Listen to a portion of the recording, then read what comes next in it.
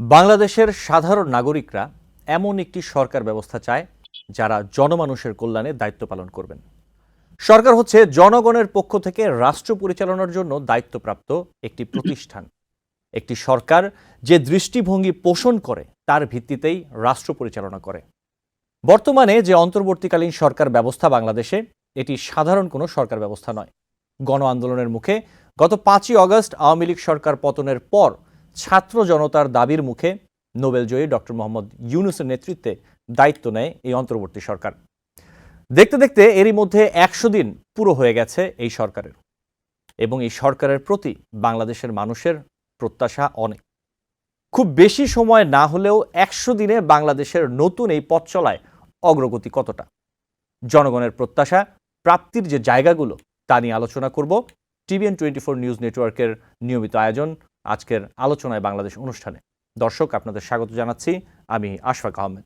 এবং আজকের অনুষ্ঠানে আমাদের সাথে অতিথি হিসেবে যুক্ত আছেন সাইফুল হক, সাধারণ সম্পাদক বাংলাদেশের বিপ্লবী ওয়ার্কার্স পার্টি এবং জাতীয় পার্টির প্রেসিডিয়াম সদস্য মাসরুর মাওলা। আপনাদের দুজনকেই স্বাগত জানাচ্ছি আলোচনায় বাংলাদেশ অনুষ্ঠানে। এবং আপনাদের সাথে আলোচনা শুরু করার আগে আমি কয়েকটি তথ্য একটু তুলে ধরতে চাই, এবং আমরা তারপরে আপনাদের সাথে আলোচনায় চলে যাব। প্রথমে যে তথ্যটি আমার হাতে রয়েছে সেটি হচ্ছে যে অন্তর্বর্তী সরকারের যে প্রধান উপদেষ্টা ডক্টর মোহাম্মদ ইউনূস, তিনি বলেছেন, আমরা মাত্র 100 দিন আগে একটি ঐতিহাসিক রাজনৈতিক পরিবর্তনের সাক্ষী হয়েছিলাম। ভবিষ্যতের বাংলাদেশ হবে ন্যায় বিচার, মানবাধিকার ও বাক স্বাধীনতার। শনিবার বে অফ বেঙ্গল কনভারসেশনস 2024 বঙ্গোপসাগর সংলাপ অনুষ্ঠানে প্রধান উপদেষ্টা এ আশাবাদের বক্তব্য জানান। প্রধান উপদেষ্টা বলেন, দেশের লক্ষ লক্ষ মানুষ আজ পরিবর্তনের দাবি জানিয়েছে। মানবাধিকার, মত প্রকাশের স্বাধীনতা, ন্যায় বিচার ও অন্তর্ভুক্তিমূলক ভবিষ্যৎ গড়ার জন্য সবাই ঐক্যবদ্ধ। তাই এবছরের সংলাপের প্রতিপাদ্য একটি ভঙ্গুর বিশ্ব। আমি বিশ্বাস করি প্রতিটি সমস্যার সমাধান রয়েছে যদি আমরা ধৈর্য ও সাহসের সঙ্গে এগিয়ে যাই। এবং আমরা যদি দেখি একই অনুষ্ঠানে পররাষ্ট্র উপদেষ্টা মোহাম্মদ তৌহিদ হোসেন, তিনি বলেছেন যে বঙ্গোপসাগরকে কেন্দ্র করে বাংলাদেশ ছাড়াও ভারত, আমেরিকা এবং চায়নার আলাদা আলাদা স্বার্থ রয়েছে। অন্যান্য নানা ইস্যুর পাশাপাশি রোহিঙ্গা ইস্যুর পরিপ্রেক্ষিতে বঙ্গোপসাগর বাংলাদেশের জন্য অত্যন্ত গুরুত্বপূর্ণ। গত 8 বছরে এই সংকট নিরসনে বড় প্রতিবেশীর কাছ থেকে সহযোগিতা প্রত্যাশার চেয়ে কম। এবং তিনি বলেছেন যে অন্তর্বর্তী সরকারকে নিয়ে প্রত্যাশা অনেক উঁচুতে, এমনটা তিনি মন্তব্য করেছেন এই উপদেষ্টা। কিন্তু ধৈর্য একেবারে কম বলে মনে করছেন তিনি। প্রতিটি পরিবর্তনের ফল আসতে সময় লাগে উল্লেখ করে উপদেষ্টা বলেছেন, আমি বিশ্বাস করি নানা বিষয়ের সমাধানের জন্য আমাদের আরেকটু ধৈর্য ধরা প্রয়োজন। পরবর্তী যে তথ্যটি দিব, 50 বছরের বেশি সময় পর পাকিস্তান ও বাংলাদেশের মধ্যে সরাসরি সমুদ্রপথে যোগাযোগ শুরু হয়েছে। করাচি থেকে একটি কার্গো জাহাজ বুধবার চট্টগ্রাম বন্দরে পৌঁছায়। এই ঘটনা দুই দেশের সম্পর্ক উন্নয়নের নতুন দিক হিসেবে দেখা হলেও ভারত এতে উদ্বিগ্ন। ইত্তেফাকের একটি প্রতিবেদনে এমনটা বলা হচ্ছে। তারা মনে করছে বাংলাদেশ ও পাকিস্তানের এমন ঘনিষ্ঠতা ভারতের নিরাপত্তায় প্রভাব ফেলতে পারে। পাকিস্তান ও বাংলাদেশের মধ্যে সরাসরি সমুদ্রপথে বাণিজ্য শুরু হওয়ার বিষয়টি ভালোভাবে নিচ্ছে না প্রতিবেশী দেশ ভারত। দেশটির সংবাদ মাধ্যম দ্য টেলিগ্রাফের খবরে বলা হয়েছে, পূর্ব ও পশ্চিম প্রতিবেশীর মধ্যে নতুন এই সংযোগ ভারতের উত্তর পূর্বাঞ্চলীয় রাজ্যগুলোর নিরাপত্তা স্থিতিশীলতার উপর প্রভাব ফেলতে পারে বলে মনে করছে তারা। এবং আরেকটি তথ্য আমি যদি একটু বলি, অর্থ উপদেষ্টা ডক্টর সালেউদ্দিন আহমেদ, তিনি বলেছেন যে অর্থনৈতিক খাতে যেভাবে লুটপাট হয়েছে তা থেকে বেরিয়ে আসতে কাজ হচ্ছে। অর্থনীতিতে শুধু উন্নয়ন দেখানোর যে প্রবণতা, সেই উন্নয়ন কৌশল পরিবর্তন করতে হবে। পাচার করা টাকা ফেরত আনার বিষয়ে তিনি বলেছেন যে ব্যবস্থা করা হচ্ছে, সরকার ব্যবস্থা নিচ্ছে। এবং তিনি আরও বলেছেন যে ভবিষ্যতে কেউ টাকা পাচার করলে ধরা পড়বে, প্রাইভেট কিংবা পাবলিক সেক্টর, সেটা যেই সেক্টরেই হোক না কেন। আরেকটি তথ্য আমি একটু দেই, জুলাই অগস্ট অভ্যুত্থানে হওয়া শহীদদের নামে উপজেলা পর্যায়ে 220টির বেশি স্টেডিয়াম স্থাপনের নীতিগত সিদ্ধান্ত নিয়েছে যুব ও ক্রীড়া মন্ত্রণালয়। শনিবার বাংলাদেশ স্থানীয় সময় বিশেষ চাহিদা সম্পন্ন শিশুদের জন্য নির্মিত শহীদ ফারহান ফাইয়াজ খেলার মাঠের উদ্বোধন অনুষ্ঠানে এই কথা জানিয়েছেন যুব ও ক্রীড়া উপদেষ্টা আসিফ মাহমুদ সজীব ভুইয়া। ক্রীড়া উপদেষ্টা বলেছেন, আমাদের 220টির অধিক উপজেলা স্টেডিয়াম হবে। আমরা একটা নীতিগত সিদ্ধান্ত নিয়েছি, প্রত্যেকটা স্টেডিয়ামের নাম সেই উপজেলার আমাদের যারা শহীদরা রয়েছেন তাদের নামে করা হবে। এছাড়া আগামী 2025 সালের পাঠ্যবইতে জুলাই অগস্ট অভ্যুত্থান নিয়ে একটি অধ্যায় সংযোজন করা হচ্ছে, যেখানে শহীদদের স্মৃতি কথা লেখা থাকবে বলেও জানিয়েছেন ক্রীড়া উপদেষ্টা। এবং সবশেষ আরেকটি তথ্য আমি একটু তুলে ধরে আপনাদের সাথে আলোচনায় চলে যাব, সেটি হচ্ছে বাংলাদেশে গণ আন্দোলনের মুখে শেখ হাসিনা ক্ষমতাচ্যুত হওয়ার পর এখন থেকে 100 দিন আগে যাত্রা শুরু করে অধ্যাপক ডক্টর মোহাম্মদ ইউনূসের নেতৃত্বাধীন অন্তর্বর্তী সরকার। যেমনটা অনুষ্ঠানের শুরুতেই বলছিলাম, গণ অভ্যুত্থানের ঠিক ৩ দিনের মাথায় গঠিত সরকারের প্রতি তখন সাধারণ মানুষকে সমর্থন দিতে যেমন দেখা গিয়েছিল, তেমন প্রত্যাশাও ছিল বিপুল। সরকারের পক্ষ থেকেও আইন শৃঙ্খলা, দ্রব্যমূল্য, অর্থনীতি, নির্বাচন সহ বিভিন্ন বিষয়ে দ্রুত পরিবর্তন আনা সহ নানা প্রতিশ্রুতি দেওয়া হয়েছিল। কিন্তু ৩ মাস পর এসে সরকারের সেসব প্রতিশ্রুতির মধ্যে অনেকগুলোতেই তেমন কোনো অগ্রগতি লক্ষ্য করা যাচ্ছে না, যা নিয়ে সাধারণ মানুষের মধ্যে হতাশা ও ক্ষোভ দেখা যাচ্ছে। এই প্রতিবেদনটি বিবিসি বাংলার, এবং সেখানে একটি কথা বলা হয়েছে, সেটি হচ্ছে বিশেষত আইন শৃঙ্খলা পরিস্থিতি এবং দ্রব্যমূল্য নিয়ন্ত্রণের ক্ষেত্রে সরকার কার্যকর কোনো ভূমিকাই রাখতে পারেনি। ব্যর্থ বলার জন্য এই ৩ মাস পর্যাপ্ত না হলেও একেবারে কমও নয়। বিবিসি বাংলাকে এই কথাটি বলেছেন রাজনৈতিক বিশ্লেষক ডক্টর জোবাইদা নাসরিন। যদিও উপদেষ্টারা বলছেন একের পর এক আন্দোলন বিক্ষোভের মধ্যেও তারা লক্ষ্য অর্জনে সর্বোচ্চটা দিয়ে চেষ্টা চালিয়ে যাচ্ছেন, যার ফল আগামী ৩ মাসের মধ্যে পুরোপুরি দৃশ্যমান হবে এমনটাই তারা আশা করছে। এছাড়া পরিস্থিতি স্বাভাবিক না হওয়া পর্যন্ত সেনাবাহিনীকে মাঠে রাখার চিন্তা করা হচ্ছে বলে সরকারের পক্ষ থেকে জানানো হয়েছে। এই ছিল কিছু তথ্য। আমি আলোচনায় চলে যাব জনাব সাইফুল হক এবং মাসরুর মাওলা আপনাদের সাথে। আমি একটু প্রশ্নটা রাখি, আমি শুরুতে আসতে চাই সাইফুল হক আপনার কাছে। বিভিন্ন এই যে ১০০ দিনের আসলে বিভিন্ন খাতে সরকার কতটুকু কাজ করলো, এই বিষয়টি নিয়ে আপনাদের মতামত কি সেটি জানতে চাইব। প্রথমে যদি আমরা আসি বাংলাদেশের আইন শৃঙ্খলা পরিস্থিতি নিয়ন্ত্রণে আমরা যেটা বাংলাদেশ স্থানীয় সময় শনিবার আজও দেখতে পেলাম যে সেনাবাহিনীকে দেয়া যে ম্যাজিস্ট্রেটিভ পাওয়ার, নির্বাহী ম্যাজিস্ট্রেটের যে ক্ষমতা আরও ২ মাস বাড়ানো হয়েছে। এখন আমরা যদি দেখি ১০০ দিনে বাংলাদেশের আইন শৃঙ্খলা পরিস্থিতি নিয়ন্ত্রণ এবং দুর্নীতি দমনে কতটা সফল হয়েছে অন্তর্বর্তী সরকার, আপনি কি মনে করেন জনাব সাইফুল হক? জি, আপনাকে ধন্যবাদ।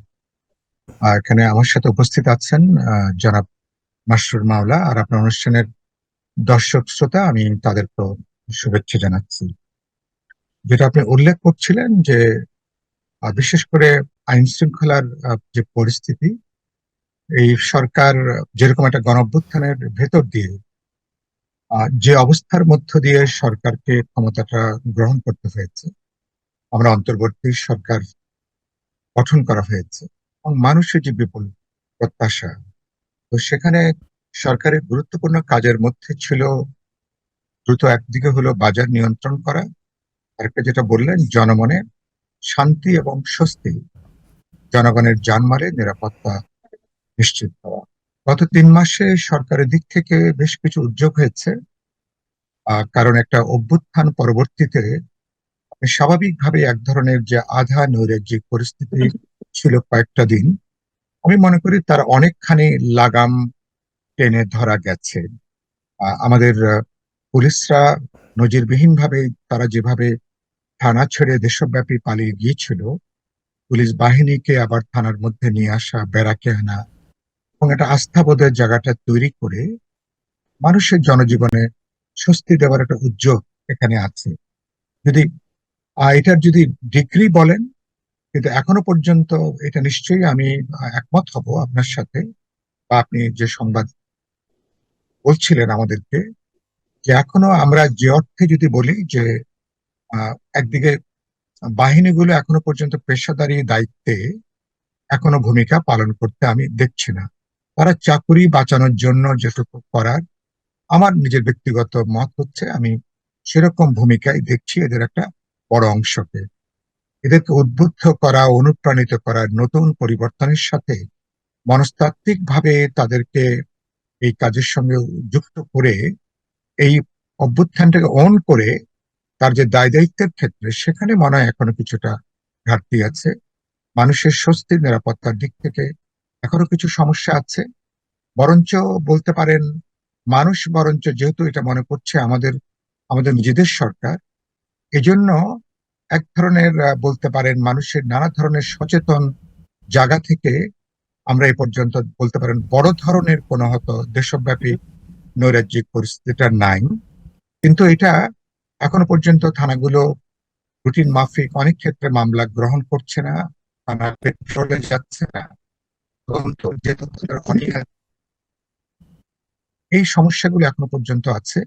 তো আমি মনে করি এগুলোর আর এগুলো হয়তো কাটিয়ে ওঠা যাবে। আমি আশা করি হয়তো আগামীতে, হয়তো আগামী ১৫ দিন কি ১ মাসের মধ্যে কাটিয়ে ওঠা যাবে।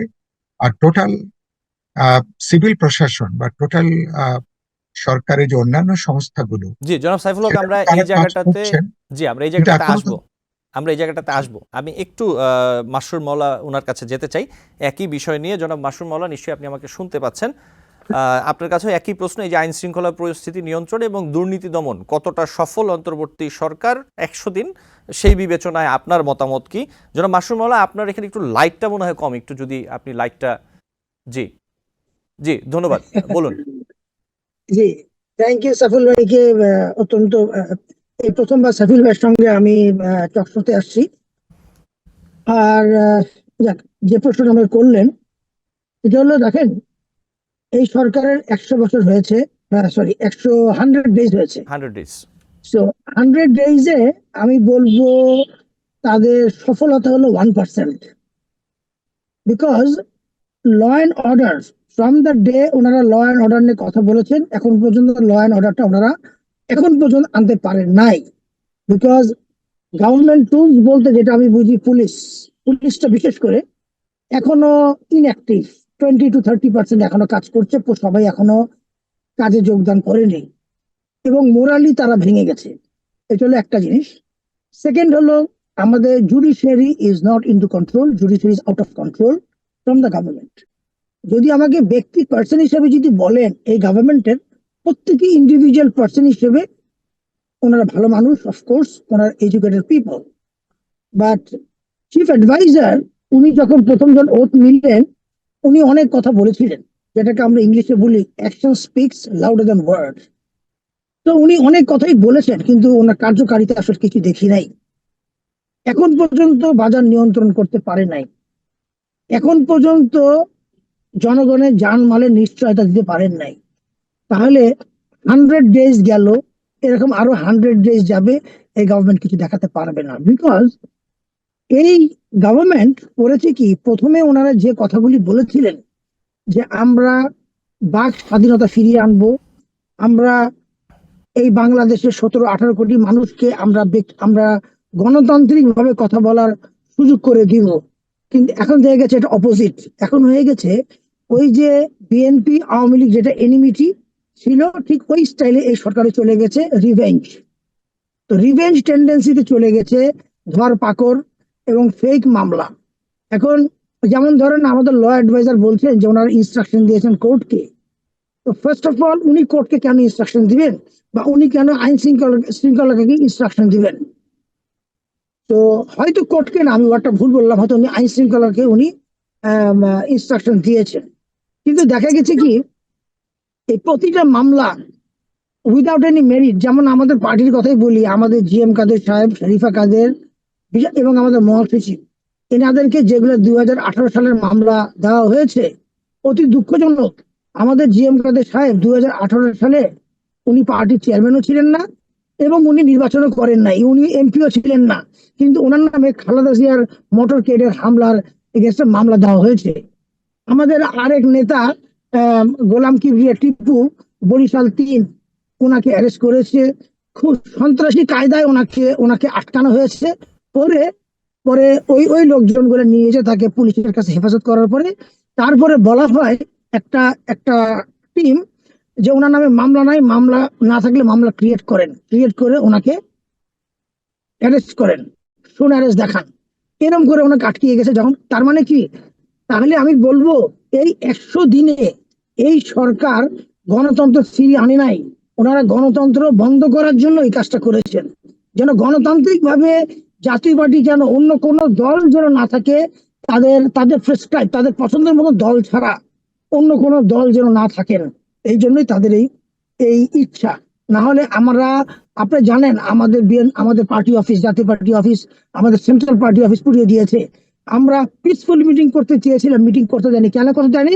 বিকজ গভর্নমেন্ট সেফ মনে করছে না, তার মানে government law and order control করতে পারছে না। অথচ আমাদের পার্টি অফিসের পাশে থানা ছিল, এখন পর্যন্ত আমরা কোনো মামলা এখন পর্যন্ত দায়ের করতে পারিনি, এখন খালি একটা অভিযোগ দিয়ে রেখে দিয়েছি। এই হলো আমাদের অবস্থা। এই সরকারের অবস্থা হয়ে গেছে কি, কথিত কিছু ছাত্র আছে যারা এই সরকারকে উঠতে বসলে উঠে, বসতে বললে বসে, এই ইনস্ট্রাকশনে এই সরকার চলছে। তাহলে এই সরকার থেকে আমরা কি প্রত্যাশা করব? আরেকটা জিনিস বলবো, এই সরকার যে কথা বলছে আপনার রিফর্ম নিয়ে, কনস্টিটিউশন নিয়ে তাদের জি কোনো জনাব রাইট মাসুদ মাওলা, নাই। এই জি জায়গাটাতে আসবো, সংস্কারের বিষয়টা তো আসবো আমরা। একটু ছোট ছোট করে বেশ কয়েকটি জি বিষয় আছে, তো যেহেতু 100 দিন নিয়ে আলোচনা, বিভিন্ন সেক্টর নিয়ে আমরা আলোচনা করবো, আমি একটু সাইফুল হক আপনার কাছে আসতে চাই। এই অন্তর্বর্তীকালীন সরকারের যে অগ্রাধিকার ভিত্তিতে যে কাজটি সম্পন্ন করার কথা তারা যে বলে আসছেন শুরু থেকে, এর মধ্যে অন্যতম হলো জুলাই আগস্টের গণহত্যার বিচার করা। অগ্রগতি কেমন দেখছেন? সাথে আমি আরেকটি প্রশ্ন একটু জুড়ে দিই, সেটা হচ্ছে যে আন্দোলনে আহতদের চিকিৎসা এই সরকার কতটা এখনো পর্যন্ত করতে পেরেছে, আপনি কি মনে করছেন, জনাব সাইফুল হক? জি, আপনাকে ধন্যবাদ। আপনি আমাকে এর আপনি তিনটে আমাকে প্রশ্ন করেছেন। আহ, একটা আপনি আমাকে বললেন এর আগে, আহ, সেটা দুর্নীতির ব্যাপার। আমি একটু হেডলাইনে বলতে চাই। সরকার গত 3 মাসে আমি মনে হয় যে যে সমস্ত মামলা মোকদ্দমা হয়েছে, দুর্নীতির সুনির্দিষ্ট অভিযোগে মামলাটা সংখ্যার দিক থেকে খুবই কমই হয়েছে বলে আমার ধারণা। আমি এ পর্যন্ত যা দেখছি, মামলাগুলো কিছুটা ঢালাও ভাবে মামলা দেওয়া হচ্ছে। যে মামলাগুলোর পেশাগত বা আইনি দিক থেকে যার মেরিটটা আমার মনে হয়েছে তুলনামূলকভাবে অনেক কম। এবং মেরিট যদি কম থাকে, তখন এই মামলাগুলো তদন্তের প্রথম পর্যায় থেকে দ্বিতীয় ধাপে অনেকগুলো মামলাই হয়তোবা টিকতে পারবে না। ফলে সরকারকে মামলা দেবার ক্ষেত্রে, যদিও সরকার বলছেন তারা নিজেরা কোনো মামলা দিচ্ছেন না, ক্ষতিগ্রস্ত ব্যক্তিরা, সংক্ষুব্ধ ব্যক্তিরা, যারা হয়তো ক্ষতিগ্রস্ত হয়েছেন, যাদের স্বজন মারা গেছেন বা যারা সরাসরি আক্রান্ত হয়েছেন, তারা হয়তো মামলাগুলো করছেন। কিন্তু এক্ষেত্রে আমি মনে করি পরিষ্কার একটা নির্দেশনা থাকা দরকার। মামলাগুলো যদি পুরনো আওয়ামী লীগ সরকারের মতন কেবলমাত্র হয়রানির জন্য যদি মামলাগুলো করা হয়, তাহলে এই মামলাগুলো কিন্তু আসলে, যেটা আমরা বলি যে মামলা তো করি একটা সংকট সমাধানের জন্য, একটা জাস্টিস নিশ্চিত করবার জন্য, তাহলে অনেকগুলো মামলা কিন্তু সেভাবে অনেকগুলো বিচারটা করা যাবে না। এটা হচ্ছে আমি মামলার ক্ষেত্রে আমার যে বক্তব্য।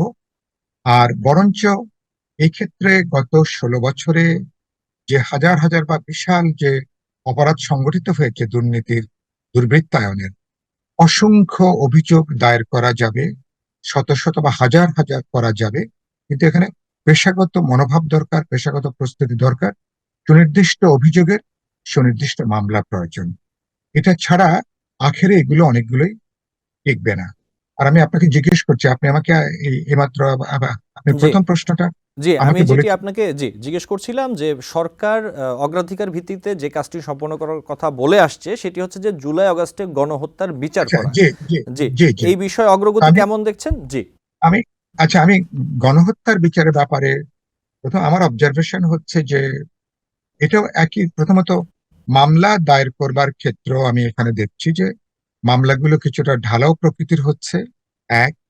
আর দ্বিতীয়ত হচ্ছে মামলাগুলোর আমি সুনির্দিষ্টভাবে মামলাগুলো আমি করার ক্ষেত্রে অধিকাংশ মামলায়, যেটুকু আমি গণমাধ্যমের ভিতর দিয়ে যেটা জানতে পেরেছি, এই মামলাগুলো আমার কাছে খুব বেশি কি বলবো, খুব বেশি কার্যকরী মামলা আমার কাছে মনে হয়নি।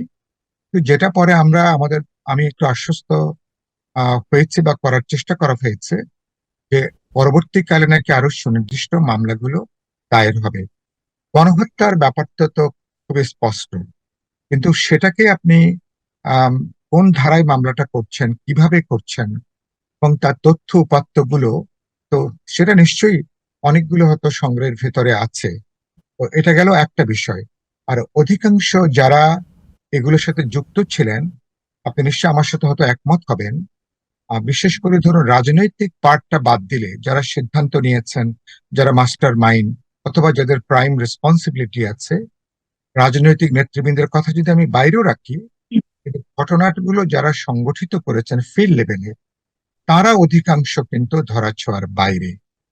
আইন শৃঙ্খলা রক্ষাকারী বাহিনী থেকে শুরু করে আমাদের বিভিন্ন বাহিনীর, যাদের বিরুদ্ধে সুনির্দিষ্ট মানুষের অভিযোগ আছে, নিহত পরিবারের অভিযোগ আছে, আহত পরিবারগুলোর অভিযোগ আছে, তারা বেশিরভাগ, আমার নিজের ধারণা 80 থেকে 90 ভাগ তারা এখনো পর্যন্ত গ্রেপ্তারের বাইরে, তারা কিন্তু রাষ্ট্রীয় হেফাজতের বাইরে আছেন।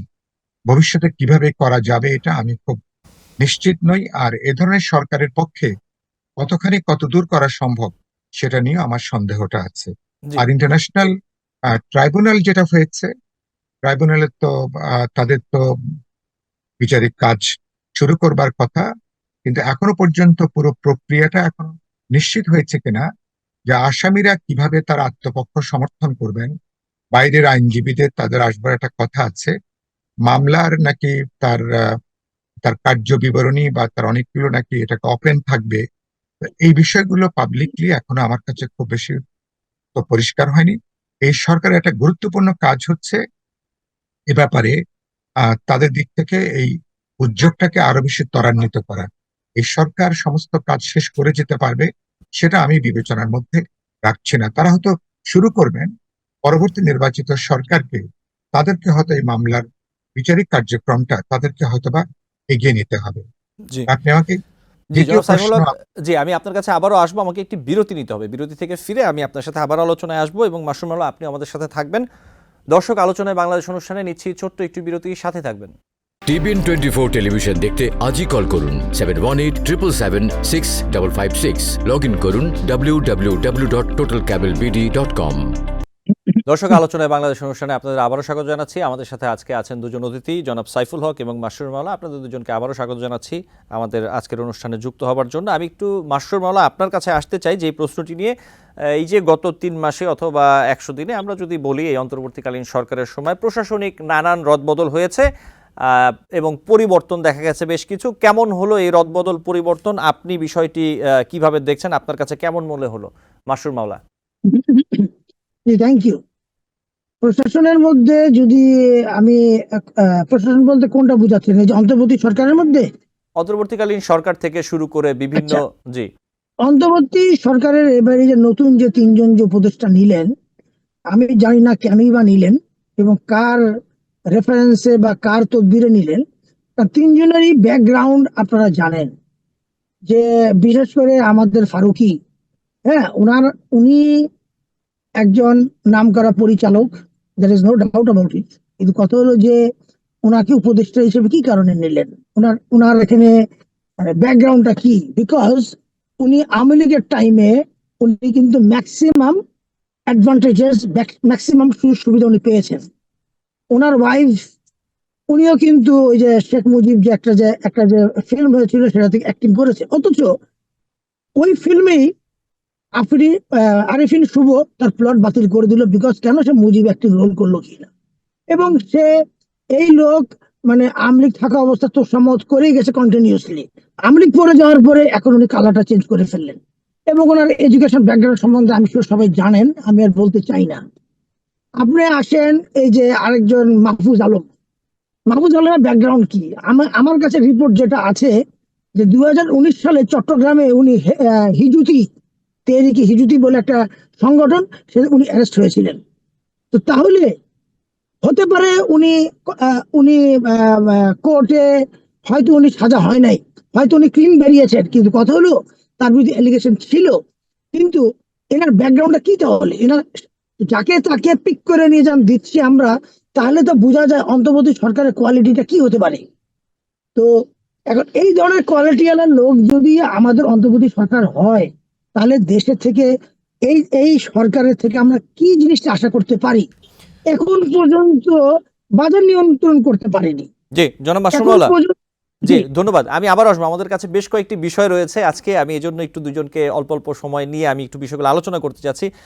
জনাব সাইফুল হক, আপনি যদি এই বিষয়টিতে বলতেন, যেমনটা মাসুম মাওলা বলছিলেন যে অন্তর্বর্তীকালীন সরকারের উপদেষ্টারা যারা রয়েছেন, এছাড়াও বিভিন্ন প্রশাসনিক জায়গায় আমরা রদবদল দেখেছি গত 3 মাসে। আপনার কাছে এই পরিবর্তন কেমন লেগেছে আপনি যদি একটু বলতেন। এটা সরকারের জন্য খুব বড় একটা চ্যালেঞ্জ ছিল যে সরকার তারা শপথ নেবার পরে মানুষের প্রত্যাশা অনুসারে প্রশাসন পেশাদারী ভাবে কাজ করবে, দক্ষতা যোগ্যতা নিয়ে কাজ করবে। বাস্তবে আওয়ামী লীগ গত 1.5 দশকে প্রশাসনের কয়েকটা স্তরে এমন ভাবে বিন্যাস করেছে, যেখানে ধরুন আওয়ামী লীগের সমর্থকদের বাইরে অন্য কোনো আহ মানে প্রফেশনাল বা একটা পেশাদার দক্ষতা আছে, বা তিনি একটা পেশাদারি নিউট্রালিটি তিনি রক্ষা করবেন, এরকম লোক পাওয়াটা ছিল বেশ কঠিন। ফলে অন্তর্বর্তী সরকারের জন্য এটা বড় একটা চ্যালেঞ্জ ছিল যে ধরেন আওয়ামী লীগের সময় যারা বাড়াবাড়ি করে, যারা জনরোষ যারা তৈরি করেছেন, এবং এই আমলারা যারা সরকারকে বিপজ্জনক জায়গায় নেবার ক্ষেত্রে যারা নানাভাবে যারা সহযোগিতা করেছেন, যারা দুর্নীতি দুর্বৃত্তায়ন থেকে শুরু করে সরকারের নানা অপতৎপরতা, যারা প্রশাসনিক সহযোগী, তাদেরকে বাদ দিয়ে লোক পাওয়াটা ছিল কঠিন। এজন্য তাদেরকে আমরা দেখেছি যে অবসরপ্রাপ্ত যারা ১.৫ দশকে নানা কারণের জন্য যারা বঞ্চিত হয়েছিলেন, যাদেরকে পদচ্যুত করা হয়েছিল, রাতারাতি আবার তাদের অনেককেই তাদেরকে আবার চুক্তিভিত্তিক নিয়োগ দিয়ে তাদেরকে আবার কাজে যুক্ত করা হয়েছে। আমি এরকম কয়েকজনকে চিনি যারা মাত্র কদিনের মধ্যে ২-৩টে প্রমোশন পেয়েও যারা এখন অনেক গুরুত্বপূর্ণ দায়িত্বে আছেন। তো যেটা বুঝি যে সরকারকে যেটা মনে করা হয় খানিকটা বাধ্য হয়ে কিছুটা করতে হয়েছে প্রশাসন চালানোর জন্য, এক।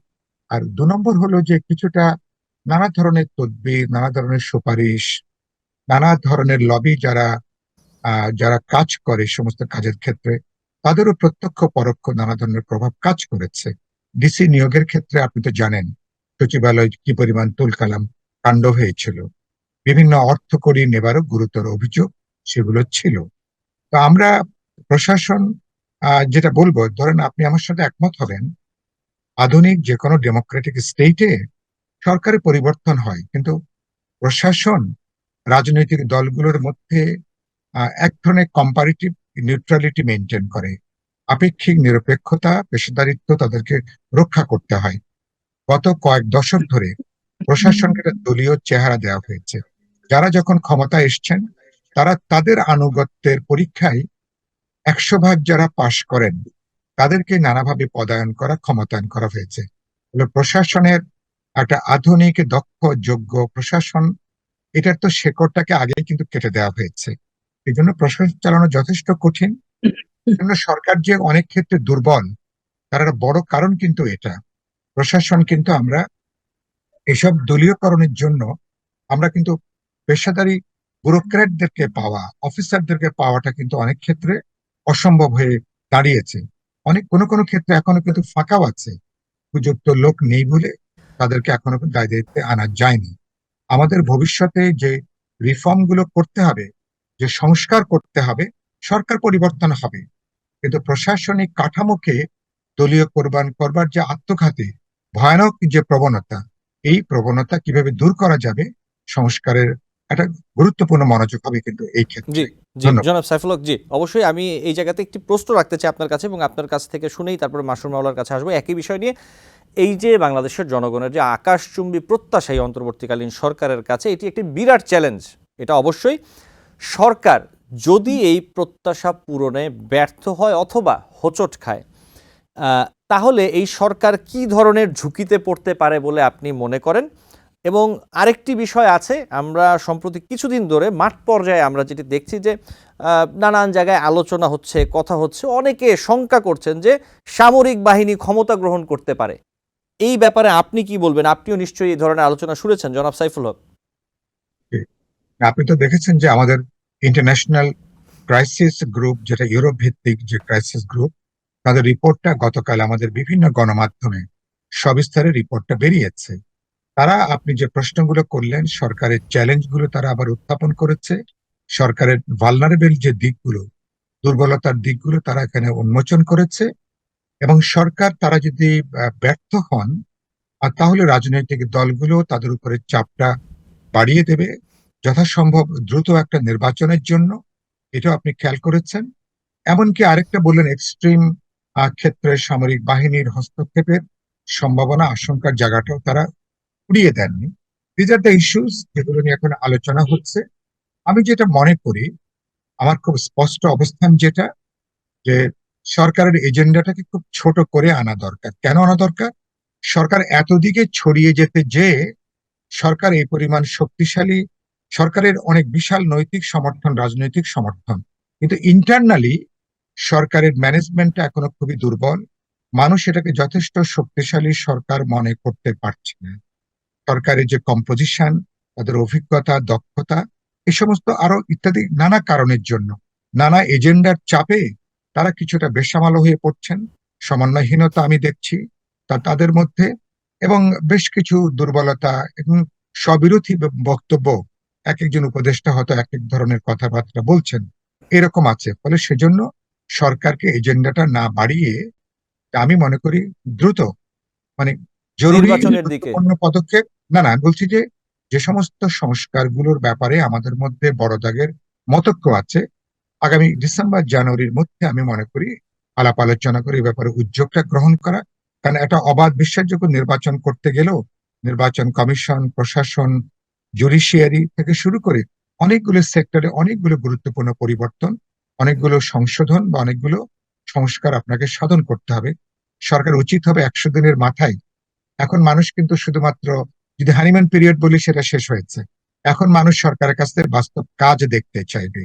এখন শুধুমাত্র ভালো কথা বলে এখন কিন্তু মানুষকে আশ্বস্ত করা যাবে না, সেটা দ্রব্যমূল্যের ক্ষেত্রে বলি, আইন শৃঙ্খলার ক্ষেত্রে বলি।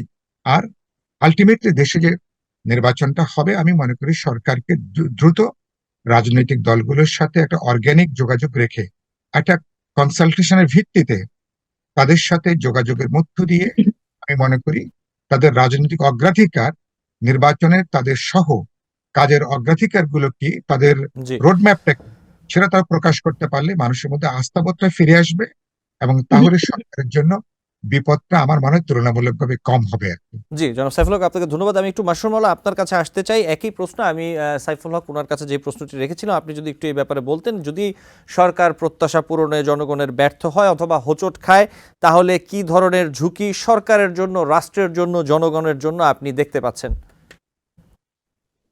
দেখেন, শেখ হাসিনা যখন ছিলেন 16 বছর, তখন জনগণ একটা আতঙ্কে ছিল যে এই জেল জেল জুলুম, ল অ্যান্ড অর্ডার, বাজার স্থিতি, এই সবকিছু নিয়ে, ইকোনমি যেভাবে ধস, নতুন কোন ইনভেস্টমেন্ট আসছিল না বাংলাদেশে, পুরনো যারা ইনভেস্টমেন্ট ছিল, ইনভেস্ট যারা করেছে তারা ইনসিকিউর ভোগ করছিল।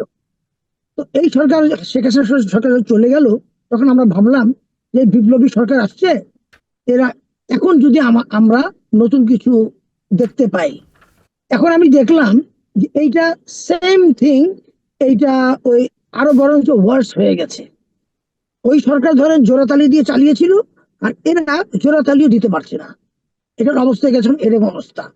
এখন উপদেষ্টা যারা আছে তাদের আসলে যোগ্যতাটা কি, এটা আগে আমাদের জানতে হবে। এখানে হাতে গোনা কয়েকজন ম্যাচিউরড লোক ছাড়া বাকি যারা আছেন অন্যান্য সেক্টরে, এরা আসলে বেসিক্যালি ইম্যাচিওর্ড। বিকজ মন্ত্রণালয় ইজ নট ফর ইন্টার্নশিপ। মন্ত্রণালয় হচ্ছে একটা দেশের একটা, যেখান থেকে সবকিছু আমাদের দেশের ইকোনমি, দেশের সবকিছু যেখানে কন্ট্রোল হয়। তো সেইখানে যে ধরনের আমাদের এখন উপদেষ্টারা আছেন, আগে দেখতে হবে তাদের যোগ্যতাটা কি আছে। তারা জীবনে কোনোদিন অফিসে বসেছেন? তার টেবিল চেয়ারে বসে কোনদিন গুরুত্বপূর্ণ সিদ্ধান্ত কোনদিন নিয়েছেন? সেই ধরনের লোকদেরকে আমরা উপদেষ্টা বানিয়েছি। আজকে এই কথা বলতে বাধ্য হচ্ছে, বিকজ আমরা ওদের কাছ থেকে অনেক আশা করেছিলাম, অনেক প্রত্যাশা ছিল। কিন্তু এখন আশা প্রত্যাশা তো দূরের কথা, এখন চিন্তা করছি দেশটাকে ধ্বংসের দিকে নিয়ে যাচ্ছে। বিকজ এইভাবে কন্টিনিউ যদি করে, এই দেশে সিভিল ওয়ার হবে। কেন সিভিল ওয়ার হবে? আপনি একটু চিন্তা করে দেখেন, আমাদের সরকারি যেটা বাহিনী, যেটা আর্মি, সবচেয়ে এলিট ফোর্স আমাদের, যাদেরকে আমরা নিয়ে গর্ব করি, তারা, তাদের ব্যাকআপে কিন্তু সরকার টিকে আছে, তাদেরকে ম্যাজিস্ট্রেসি পাওয়ার দিয়েছে। কিন্তু আর্মিকে কোনো ক্ষমতা দেওয়া হয় নাই এর চেয়ে বেশি কিছু করার। এই জন্য দেশের ল অ্যান্ড অর্ডার ফেরত আনতে পারছে না। প্রত্যেকটা জায়গায় আর্মিকে ইন্টারফেয়ার করতে হচ্ছে। তাহলে তো আমি মনে করি এর থেকে বেটার আর্মিকে এমার্জেন্সি দিয়ে আর্মির দেশটা চালানো উচিত। এই যে আমি বলি আমাদের রাষ্ট্রপতিকে নিয়ে, হ্যাঁ, এই বাচ্চা বাচ্চা ছেলেরা যেরকম অসভ্য কথাবার্তা বলেছে, আমার জানতে ইচ্ছা করে এদের বাবা মারা কি এদেরকে এডুকেশন শেখায় নাই? এই কথা আমি কেন বলবো? বলছেন রাষ্ট্রপতি শপথ ভেঙেছেন, আমি তো বলবো এই উপদেষ্টারা শপথ ভেঙেছেন, বিকজ রাষ্ট্রপতি ওদেরকে লিগ্যালিটি দিয়েছে, যেখানে এখন পর্যন্ত তারা রোড ম্যাপ দিতে পারে না ইলেকশন কবে হবে। এখন পর্যন্ত তারা, দেখেন, বড় 4টা দল যদি বলেন, তার মধ্যে সিরিয়ালে জাতীয় পার্টি একটা পার্টি, আওয়ামী লীগ, বিএনপি, জাতীয় পার্টি থার্ড লার্জেস্ট, এরপরে বলেন জামাত, অন্যান্য দল। এখন পর্যন্ত তারা প্রথম মিটিং আমাদের সঙ্গে করলো, তারপর আমাদের সঙ্গে মিটিং করেনি। কেন করেনি? তারা মনে করেছে ছাত্ররা যা বলছে সেটাই চলবে দেশ। তো ছাত্রদের কথায় যদি আমাদের নোবেল লরেট সাহেব যদি চলেন, ছাত্রদের কথায় যদি আমাদের বড় বড় আমাদের উপদেষ্টারা যদি চলেন, তাহলে তো দেশ চলবে না। এখন ছাত্রদের কথা রিফর্ম চলছে, আবার এই ছাত্ররাই বলছে এটা বিপ্লবী সরকার, এখানে এখানে বিপ্লব স্টাইলে নতুন করে গণতন্ত্র, নতুন করে কনস্টিটিউশন লেখা হবে। তার মানে আমাকে বলেন, তাহলে এই দেশে তো সিভিল ওয়ার ছাড়া আমি আর কিছু দেখছি না। কারণ এদের 90 ডেজ শেষ, এদের এদের লিগ্যালিটি নাই। এরা প্রত্যেকটা জিনিস সিগনেচার অ্যাপ্রুভাল নিতে হলো, that has to go to president institution, সেখান থেকে অ্যাপ্রুভাল আসে। তারা এখন পর্যন্ত প্রত্যেকটা জিনিস তাদের উচিত প্রেসিডেন্টের কাছে গিয়ে ট্রান্সপারেন্সি দেখানো, এখন পর্যন্ত তারা দেখান নাই।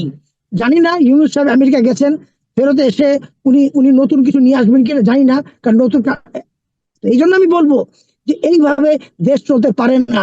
এখনো আমাদের আমাদের যে যারা এখনো সিভিল সোসাইটি যারা দেখছেন, তারা সবারই একই বক্তব্য, যার সঙ্গে কথা বলি কোনো মানুষ শান্তিতে নাই, বাড়িতে রাহাজানি ডাকাতি হচ্ছে, রাত দিন দুপুরে মানুষকে খুন করে মারা হচ্ছে। আমরা কার কাছে বিচার নিয়ে যাবো আমরা জানি না, থানায় ফোন করলে পুলিশ পাই না। এই হলো আমাদের অবস্থা এখন। জি, জনাব মাসুম মাওলা, আপনাকে ধন্যবাদ। আমি একটু সংক্ষেপে, আমাদের হাতে খুব সময় কম, জনাব সাইফুল হক আপনার কাছে আবার একটু আসতে চাই। প্রধান উপদেষ্টা একটি অনুষ্ঠানে বলেছেন ভবিষ্যতের বাংলাদেশ হবে ন্যায় বিচার, মানবাধিকার ও বাক স্বাধীনতার। এই লক্ষ্য পূরণে বাংলাদেশ কি সঠিক পথেই এগোচ্ছে? আপনি কি দেখছেন সাইফুল হক?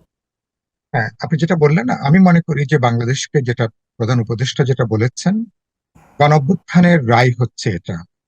আমরা যে যে নাগরিক অধিকার, যে আমাদের গণতান্ত্রিক অধিকার, সাংবিধানিক অধিকার, যেগুলোর জন্য আসলে দীর্ঘদিন মানুষের পুঞ্জীভূত ক্ষোভটা জমে জমে, এটা একটা গুরুত্বপূর্ণ কারণ যার জন্য আমাদেরকে একটা গণ অভ্যুত্থান করে পতিত সরকারকে আমাদেরকে বিদায় দিতে হয়েছে।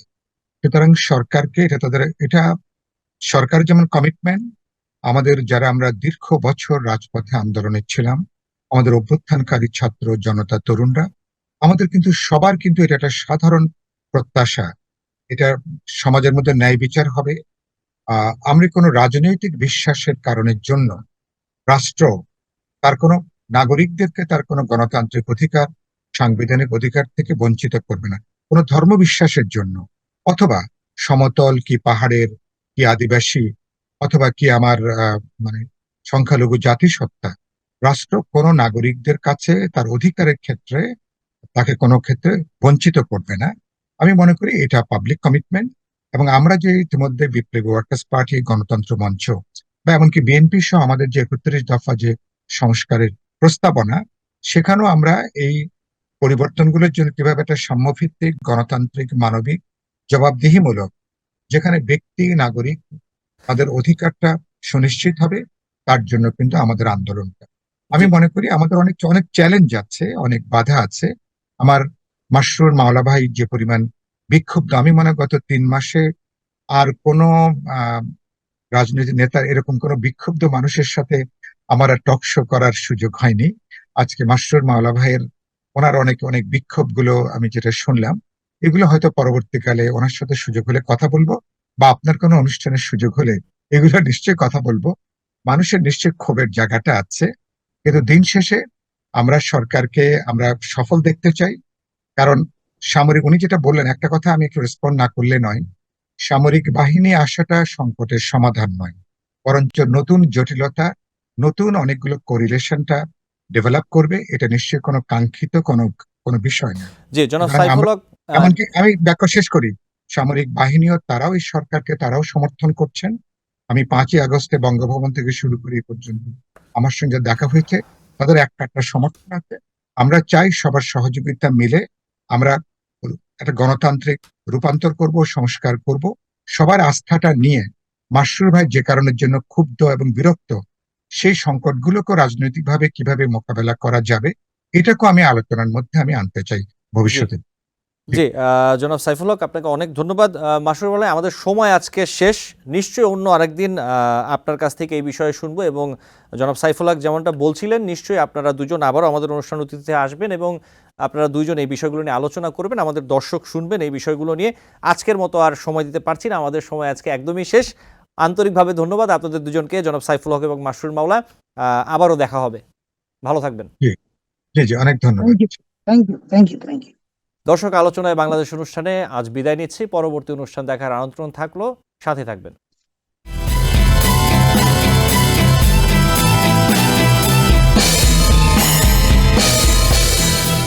টিবিএন 24 টেলিভিশন দেখতে আজই কল করুন 7187776556। লগ ইন করুন www.totalcablebd.com। নিউ ইয়র্ক থেকে সম্প্রচারিত টিবিএন 24 টেলিভিশন বিশ্বজুড়ে বাঙালির কণ্ঠস্বর।